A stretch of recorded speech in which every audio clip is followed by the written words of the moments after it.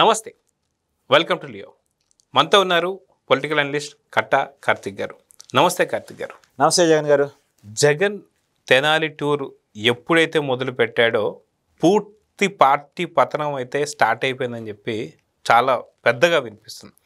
వాస్తవానికి తెనాలి టూర్ ఇంకా జరగకముందే వైసీపీ పార్టీకి సంబంధించిన కొంతమంది నేతలు కూడా అన్న నువ్వు తెనాలికి వద్దు అని చెప్పేసి విన్నపించిన వాళ్ళు ఉన్నారు. అదేవిధంగా దళిత సంఘాలు కూడా అడ్డుకున్న సందర్భాలు కూడా మనం చూసాం. పేర్ని నాని కావచ్చు, లేదా అదేవిధంగా చూసుకుంటే మనకి విడుదల రజనీ కావచ్చు, లేళ్ళ అప్పిరెడ్డి, వీళ్ళందరినీ కూడా ఆపినటువంటి ప్రయత్నాలు చూసినా సరే వాళ్ళు ఆగకుండా వెళ్ళారు.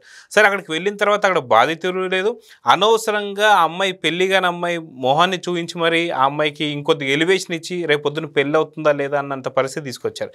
ఇదంతా ఒక ఎత్తు అయితే, జగన్ తెనాలి టూర్ పెట్టిన తర్వాత పూర్తి వైసీపీ పార్టీ భూస్థాపితం కాబోతుంది, ఒక్కొక్కరుగా వేరే దారులు చూసుకుంటున్నారు అనేది అర్థమవుతుంది. వాస్తవానికి తెనాలి టూర్ గురించి మీరేం చెప్తారు? అంటే ఒక విషయాన్ని మనం రాజకీయాలకు అతీతంగా మాట్లాడదామండి. జగన్మోహన్ రెడ్డి గారు తెనాలి వెళ్ళారు. ఎవరైతే నిందితులుగా చెప్పబడుతున్నటువంటి వ్యక్తులు పోలీసుల చేత దాడి చేయించుకున్నారు, దాడి చేయడానికి ఉన్న కారణం వాళ్ళకు ఉన్నటువంటి నిందలు. ఒక కానిస్టేబుల్ చిరంజీవులు అతని పేరు, తెనాలి 2 టౌన్ పోలీస్ స్టేషన్లో పనిచేస్తాడు. అతన్ని అడ్డగించి కొట్టారు, చంపే ప్రయత్నం చేశారు. అతను పోలీసు ఘటనలో కొద్ది చాకచక్యంగా తప్పించుకోగలిగాడు. తప్పించుకొని పోలీస్ స్టేషన్లో కేసు పెట్టాడు. కేసు పెట్టిన తర్వాత 10 మంది ముందు పోలీసులను కొడితే, అందులోనూ అరెస్ట్ చేసిన పదే నేరాలు పాల్పడుతుంటే ఇవాళ కానిస్టేబుల్ని కొడతారు, రేపు ఎస్ఐని కొడతారు, ఎల్లుండి డిఎస్పీని కొడతారు, తర్వాత ఈ కమిషనర్ని కూడా కొడతారు.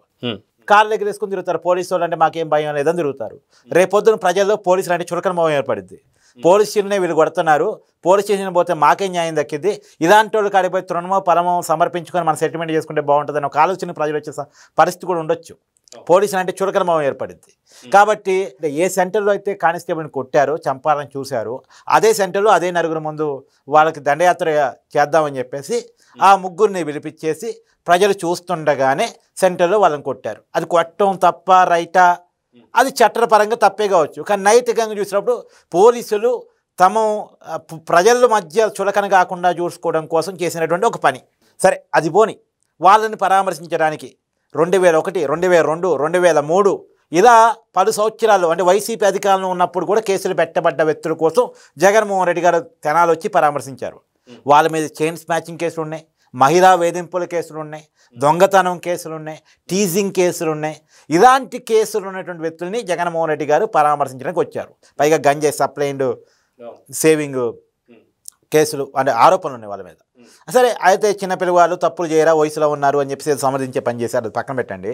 కానీ ఇప్పుడు జగన్మోహన్ రెడ్డి గారు మమ్మల్ని పరామర్శించరా అని ఆ చిరంజీవుల భార్య, ఎవరైతే కానిస్టేబుల్ గాయపడ్డాడో ఈ నిందితుల దాడిలో, ఆ భార్య అడుగుతుంది, నన్ను కదా పరామర్శించాల్సింది, నేను కదా బాధితురాలని, ఇవాళ నా భర్త తప్పించుకొని బన్నాడు కాబట్టి బతికిపోయాడు, వాళ్ళకి దొరికి ఉంటే చంపుండేవాళ్ళుగా, ఒంటరి మహిళ అయిన ఉండేవాళ్ళుగా, కాబట్టి నన్ను కదా ఓదార్చాల్సింది, నేను కదా బాధితురాన్ని అని చెప్పేసి ఆ మహిళ అడుగుతుంది. జగన్మోహన్ రెడ్డి గారు అదే తెనాల్లో ఉండేటువంటి ఆ చిరంజీవులు గారి ఇంటికి వెళ్ళి వాళ్ళ కుటుంబాన్ని కూడా ఓదార్చి ఉంటే చాలా బాగుండేది. 1. 2, విజయవాడకి తెనాలికి చాలా దగ్గరండి, పెద్ద డిస్టెన్స్ ఏమి ఉండదు. విజయవాడలో సత్యవర్ధన్ తల్లి, ఎవరైతే వల్లభనేని వంశీ మాజీ ఎమ్మెల్యే వైసీపీ నాయకుడు ఉన్నాడో, అతను ఒక వ్యక్తిని కిడ్నాప్ చేశాడు, దళిత యువకుడిని కిడ్నాప్ చేసి తన మీద పెట్టిన కేసును వాపసు తెప్పించుకుంటా లేదని బెదిరించే ప్రయత్నం చేశాడు. వాళ్ళ తల్లి కేసు పెట్టడం వల్ల వల్లభనేని వంశీ అరెస్ట్ అయ్యి ఇప్పుడు జైల్లో ఉన్నాడు. కాబట్టి ఆ సత్యవర్ధన్ తల్లి అడుగుతుంది, సార్ మీ పార్టీకి సంబంధించిన నాయకుడు నా కొడుకుని కిడ్నాప్ చేసి బెదిరించి చంపే ప్రయత్నం చేశాడు సార్, నేను బాధితురాలని, నన్ను వచ్చి పరామర్శించండి, నన్ను వచ్చి ఓదార్చండి అని చెప్పేసి ఆ తల్లి అడుగుతుంది. తర్వాత సుబ్రహ్మణ్యం, మీరు వినే ఉంటారు, ఎమ్మెల్సీ అనంతబాబు గారి కార్ డ్రైవర్గా పనిచేసేవాడు, వైసీపీ అధికారంలో ఉన్నప్పుడు చంపబడి డోర్ డెలివరీ చేయబడ్డ వ్యక్తి. ఇలా ఆ సుబ్రహ్మణ్యం భార్య అడుగుతుంది, సార్ నేను వైసీపీ కార్యకర్త, నా భర్త మీ పార్టీకి సంబంధించినటువంటి వ్యక్తులే చంపి డోర్ డెలివరీ చేశారు, నేను బాధితులని, భర్తను కోల్పోయాను, నా కుటుంబం ఇబ్బందులు ఉంది, నన్ను వచ్చి ఓదార్చండి సార్, మీ ప్రభుత్వంలో బాధితురాని నేను అని ఆమె అడుగుతుంది. తర్వాత మీకు కోడికత్తి శ్రీనివాస్ ఐడియా ఉన్నాడా? 2019 ఎన్నికల కంటే ముందు జలుపూరి శ్రీనివాస్ కాస్త కోడికత్తి సీన్ అయిపోయాడు. యాక్చువల్గా కోడికత్తితో దాడి చేశాడో లేదో ఇంకెవరో తెలియదు, ఇంతవరకు నిర్ధారణ అయితే కాలేదు. దోషి కాదు, నిందితుడే. ఎందుకు ఇంకా నిందితుడిగానే ఉన్నాడంటే జగన్మోహన్ రెడ్డి గారు కేసు విచారణ సహకరించకపోవడం ఫలితంగా. కాబట్టి మరి చేశాడో చేయలేదో తెలియని నేరానికైతే సంవత్సరాల డబ్బులు జైలు శిక్ష అనుభవించాడు, నిందలు మొయ్యబడ్డాడు. ఇవాళ ఏ పని లేని విధంగా ఆర్థికంగా ఆ కుటుంబం చితుకుపోయింది. కాబట్టి నా కుటుంబం చితుకుపోయింది, నేను జగన్మోహన్ రెడ్డి గారి అభిమాని, నన్ను కూడా వచ్చి పరామర్శించండి సార్ అని శ్రీనివాస్ అడుగుతున్నాడు. మరి తర్వాత గులకరాయి సతీష్, గులకరాయి కనపడలేదు కానీ జైలు పోలీసుల చేత దెబ్బలు తినబడ్డాడు, బీసీ బిడ్డ. నన్ను కూడా వచ్చి ఓదార్చండి సార్, మా కుటుంబాన్ని కూడా ఓదార్చండి సార్, మీ మీద రాయి వేసానని కారణం చూపించి నాకు ఎవడు పని ఇవ్వట్లేదు, నేను సమాజంలో నిందలు మోయబడ్డాను, పరువు తీసుకోబడ్డా, నేను నా కుటుంబాన్ని కూడా ఓదార్చండి సార్ అని ఆ సతీష్ అడుగుతున్నాడు. సరే, ఈ గురకరాయిని ఆ కోడికత్తి శ్రీనివాసుని ఇద్దరు కూడా పక్కన పెట్టండి. మిగతా అయితే క్లియర్ కట్గా వైసీపీ బాధితుడు కదా, దళిత డాక్టర్ సుధాకర్ గారు అక్కడికి వస్తున్నా. ఎస్ వైసీపీ అధికారులు ఉన్నప్పుడు కరోనా సమయంలో మాస్క్ ఇవ్వలేదనే కారణం చెప్పినందుకు గాను, ఆ మాట చెప్పి ప్రశ్నించినందుకు గాను డాక్టర్ సుధాకర్ అనే వ్యక్తిని పిచ్చోడిగా ముద్ర వేసి పోలీసులతో కొట్టించేసి చంపించేశారు. దళితుడు అతను. వాళ్ళ కుటుంబం అడుగుతుంది మమ్మల్ని పరామర్శించండి సార్ అని. అజయ్ కలాం అని కర్నూలు జిల్లా, ఉమ్మడి కర్నూలు జిల్లా నంద్యాల, అక్కడ మైనార్టీ సోదరులు కేవలం పోలీసుల వేధింపుల చేట స్పీడ్గా వెళుతున్న రైలుకి ఎదురెళ్ళి చనిపోయారు, ఆత్మహత్య చేసుకుని కుటుంబం మొత్తం. ఇలా బంధువులు అడుగుతున్నారు, ఇక్కడ కూడా వచ్చి వాళ్ళని కూడా ఓదార్చండి సార్ మమ్మల్ని కూడా అని చెప్పేసి బంధువులు అడుగుతున్నారు. వీళ్ళంతా ఎందుకు అడుగుతున్నారంటే, ఒక మాజీ ముఖ్యమంత్రి స్థాయి వైసీపీ అధినేత, ఒక పార్టీకి అధినేతగా ఉన్నటువంటి వ్యక్తి మా ఇళ్ళకు వచ్చి ఓదారిస్తే మా కష్టాలు నష్టాలు బాధలు ఈ ప్రపంచానికి తెలుస్తాయి, మేము ఆర్థికంగా పడుతున్న కష్టాలు వైసీపీ వల్ల మేము బాధితులుగా మిగిలిపోయిన విషయం తెలుస్తుంది, దానివల్ల ఎవరో ఒకరు మమ్మల్ని ఆదుకోవడానికి ముందుకు వస్తారు అనే కారణం చేత వాళ్ళు జగన్మోహన్ రెడ్డి గారు అడుగుతున్నారు, మీరు నిందితులనే చూస్తారా, బాధితులను చూడరా, మేము మీ బాధితులం, మమ్మల్ని కూడా వచ్చి పరామర్శించండి అని వాళ్ళు అడుగుతున్నారు. నిజంగా జగన్మోహన్ రెడ్డి గారి కనుక రాజకీయంగా బాధితుల వైపు కదా ఉండాల్సింది, ప్రజల వైపు కదా ఉండాల్సింది, అమాయకుల వైపు కదా ఉండాల్సింది, అకారణంగా దాడి చేయబడ్డ వాళ్ళ వైపు కదా ఉండాల్సింది. ఇంకా చెప్పాలంటే ఇంకా ఓన్లీ బీసీలు, ఎస్సీలు, మైనార్టీల వైపు నుంచి ఉన్నా. ఇంకా చెప్పాలంటే మహిళ జత్వాని ఎక్కడో ముంబైలో ఎవరి మీదో కేసు పెట్టింది, ఆ కేసును వాపసు తీపించుకోవడం కోసం ఆంధ్రప్రదేశ్లో కేసు పెట్టి ఆమెను పిలిపించేసి ఆమె కుటుంబాన్ని ఒక ప్రైవేట్ గెస్ట్ హౌస్లో పెట్టి బంధించేసి నానా ఇబ్బందులు పెట్టే ప్రయత్నం చేశారు. ఇలా నేను భావిస్తున్నానండి, మీ ప్రభుత్వంలో మీరు పోలీసులు వాళ్ళని రోడ్డు మీద కొట్టేందుకు అంటున్నారు, మరి పోలీసులు నన్ను నా కుటుంబాన్ని ప్రైవేట్ గెస్ట్ హౌస్లో పెట్టి చిన్న ఇబ్బందులు పెట్టారు తెలుసా, ఇవాళ నేను భావిస్తున్నాను కదా, నన్ను వచ్చి ఓదార్చండి జగన్మోహన్ రెడ్డి గారని ఆ మహిళ అడుగుతుంది. ఏం సమాధానం చెప్తారు జగన్మోహన్ రెడ్డి గారు?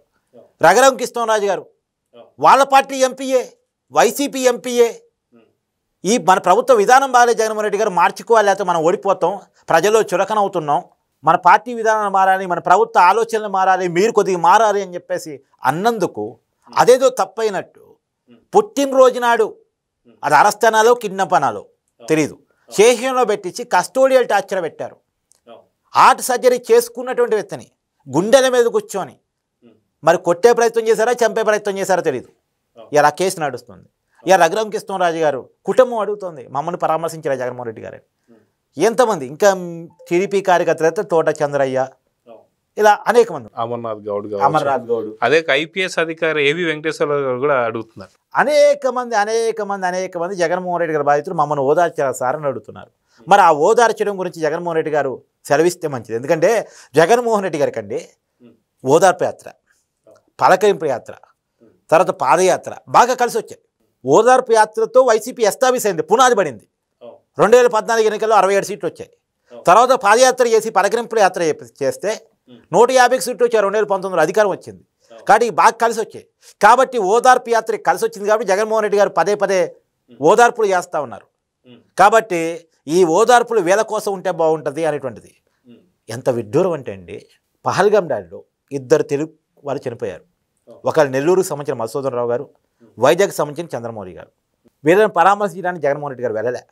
అత్యంత దారుణం ఇది. నిజానికి దుర్మార్గంగా తీవ్రవాదులు మతం అడిగి మరి అత్యంత దారుణంగా చంపారు. కానీ వాళ్ళని చూడటానికి జగన్మోహన్ రెడ్డి గారు పోలే. కానీ ఈ గంజాయి బ్యాచ్ కోసమో, రౌడీ షీటుల కోసమో, నిందల మోపబడుతున్నటువంటి వాళ్ళ కోసం, అభియోగాలు మోపబడుతున్న వాళ్ళ కోసం పోవటం ఏంటి? కేసులు పెట్టింది వాళ్ళ ప్రభుత్వం వాళ్ళ మీద. వాళ్ళ అధికారులు ఉన్నప్పుడే పెట్టారు కేసులు. వాళ్ళ అధికారులు వైసీపీ అధికారులు ఉన్నప్పుడు పడ్డ కేసులే వాళ్ళ మీద చాలా ఉన్నాయి. మరి అలాంటి వ్యక్తుల కోసం వెళ్ళగలిగిన జగన్మోహన్ రెడ్డి గారు ఇలాంటి వ్యక్తుల కోసం, ఇలాంటి కుటుంబాల కోసం ఎందుకు వెళ్ళరు అనేటువంటి బేసిక్ క్వశ్చన్స్ వస్తూ ఉన్నాయి. కానీ జగన్మోహన్ రెడ్డి గారు ఓదార్పు యాత్ర అంటూ స్టార్ట్ చేస్తే పరామర్శించిన వాళ్ళ లిస్టు చాలా పెద్దగా ఉంది.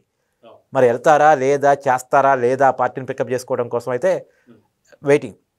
అయితే పైగా చర్చ వస్తుంది, మరి జగన్మోహన్ రెడ్డి గారు పాకిస్తాన్ అని వెళ్తారా? ఎందుకంటే అక్కడ కూడా మానవ హక్కులకు విరుద్ధంగా ఉగ్రవాదులను చంపింది కదా మన ప్రభుత్వం. ఎందుకంటే ఉగ్రవాదులు ఎందుకు చంపాల్సి వచ్చింది? కాశ్మీర్లో నిరాయుధులైనటువంటి భారతీయ యాత్రికుల మీద మతం అడిగి మరి వాళ్ళ ఛాందస్వాదంతో మహిళల్ని వేరుగా పురుషుల్ని వేరుగా చేసి ప్రైవేట్ పార్ట్స్ చెక్ చేసి మరి దారుణంగా చంపారు. దానికి దేశం మొత్తం రియాక్ట్ అయింది. వాళ్ళని ఖచ్చితంగా బుద్ధి చెప్పాలని డిమాండ్ చేసింది మన ప్రభుత్వం, మన సైన్యం బుద్ధి చెప్పింది. మే 7th రోజున ఆపరేషన్ సింధూర్ ప్రకటించి పాకిస్తాన్ వెళ్ళి మరి 100 మంది ఉగ్రవాదుల్ని, మన వాళ్ళని 26 మందిని చంపేస్తే మనం 4 రెట్లు వాళ్ళని చంపేసి వచ్చేసాం పాకిస్తాన్లోకి వెళ్ళి. మరి మనం ఇక్కడ కూడా మానవ హక్కులు మాట్లాడతారా? జగన్మోహన్ రెడ్డి గారు ఒక డైలాగ్ మీకు గుర్తు చేస్తా. దిశ ఎన్కౌంటర్ జరిగింది కేసీఆర్ గారి హయాంలో హైదరాబాద్లో. ఏం జరిగింది? ఒక అమ్మాయి వెటర్నరీ డాక్టర్, లారీ డ్రైవర్లు క్లీనర్లు కలిసి అత్యంత దారుణంగా అత్యాచారం చేస్తే ఆ అమ్మాయి అలా చంపారు, వాళ్ళని కూడా అలాగే చంపాలని చెప్పేసి సమాజం మొత్తం డిమాండ్ చేసింది. జైలులో పెట్టి మేపద్దు, ఎన్కౌంటర్ చేయాలి, రోడ్డు మీద చంపేయాలి, అంతా మేము చూడాలి, రేపు సమాజంలో ఇంకొక అమ్మాయి మీద చేయాలంటే భయపడాలి అని డిమాండ్ చేశారు. నిజంగానే పోలీసులు ఎన్కౌంటర్ చేశారు. చట్టపరంగా తప్ప ఒప్ప అంటే తప్పే కావచ్చు. పోలీసులు ఆ రోజు చెప్పిన రీజన్ ఏంది? సీన్ రీక్రియేషన్ చేస్తుంటే మా దగ్గర ఉన్న ఆయుధాలు లాగేసుకొని మా మీద దాడి చేయాలని చేస్తే తప్పనిసరి పరిస్థితులు మేము చేసామన్నారు. కానీ సమాజం మొత్తాన్ని తెలిసి పోలీసులు కావాలని చేసి ఉంటారేమో అని. ఆ రోజు సజ్జనార్ హీరో అయ్యాడు. కేసు అయితే నమోదైంది కానీ సజ్జనార్ హీరో అయ్యాడు. మరి ఆ రోజు జగన్మోహన్ రెడ్డి గారు ఆంధ్రప్రదేశ్ అసెంబ్లీలో దిశ యాట తీసుకొస్తూ అప్పుడు తెలంగాణ ప్రభుత్వానికి పోలీసులకి వాట్సాప్ చెప్పారు, ఇలా చెయ్యాలి, ఇలా శిక్షిస్తేనే భయం వస్తుంది, ఇక్కడ కూడా మానవ హక్కులు మాట్లాడతారని మాట్లాడారు. మరి అదే కదా ఇక్కడ పోలీసులు చేసింది. అక్కడేమో పెద్ద నేరం కాబట్టి ఏకంగా చంపారు, ఇక్కడేమో రోడ్డు మీద పెట్టి కొట్టారు. పదే నేరాలకు పాల్పడతా ఉంటే పదే జైలుకి పోయినా సరే మళ్ళీ అదే దందా కొనసాగిస్తూ ఉంటే ఏకంగా పోలీసుల మీద కూడా దాడి చేస్తూ ఉంటే వీళ్ళకి ప్రజల్లోనే బుద్ధి చెప్పాలి, లేకపోతే ప్రజల్లో వీళ్ళ రౌడీజం పెరిగిపోయే అవకాశం ఉంటుంది అనేటువంటి కారణం చేత వాళ్ళు చేసి ఉంటారు. మరి అప్పుడు కరెక్ట్ అయింది, ఇక్కడ ఎక్కడ తప్పైంది? మీకు ఇంకోటి కూడా చెప్తా. జగన్మోహన్ రెడ్డి గారు కోడికత్తి దాడి జరిగినప్పుడు వైసీపీ రియాక్ట్ అయిన తీరు ఏంటంటే ఆ కోడికత్తి శ్రీనివాసుని కఠినంగా శిక్షించాలి, జైల్లో పెట్టి మేపొద్దు, అప్పటికప్పుడు కోడికత్తో అతని మీద దాడి చేయాలి. వైసీపీ రియాక్ట్ అయిన తీరు మరి అప్పుడు వైసీపీ డిమాండ్ ఎట్లా రైట్ అయింది? అసలు ఆ మాట కరెక్ట్ అన్నది అంటే మన వరకు వచ్చేసరికి ఒక న్యాయం, సమాజానికి ఇంకొక న్యాయమా? పోలీసుల నైతిక బలాన్ని దెబ్బతీసే విధంగా, ఆత్మస్థైర్యాన్ని దెబ్బతీసే విధంగా నిందితుల వైపు నించోని బాధితులను వెక్కిరిస్తున్నారా జగన్మోహన్ రెడ్డి గారు అని ఆంధ్రప్రదేశ్ సమాజం ప్రశ్నిస్తూ ఉంది. సో చూద్దామండి. ఖచ్చితంగా మీరన్నట్టుగా 2029కి నిజంగా జగన్ సీఎం కావాలి అంటే మటుకు మీరు చెప్పినటువంటి లిస్ట్ ఎవరైతే ఉన్నారో వీళ్ళని పరామర్శిస్తే ఖచ్చితంగా ఇంకా పెద్ద లిస్టే ఉందనుకోండి, కానీ వీళ్ళని పరామర్శిస్తే ఖచ్చితంగా జగన్ సీఎం అయ్యే అవకాశాలు ఉంటాయి. సో జగన్ మనసు మార్చుకుంటాడా లేదా అనేది చూద్దాం. మరి నమస్తే. Please subscribe to Leo News for more videos.